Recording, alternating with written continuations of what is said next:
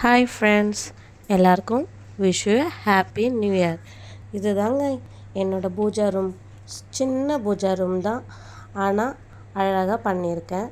நீங்களும் பார்த்துட்டு ஷேர் பண்ணுங்கள், கமெண்ட் பண்ணுங்கள், லைக் பண்ணுங்கள்.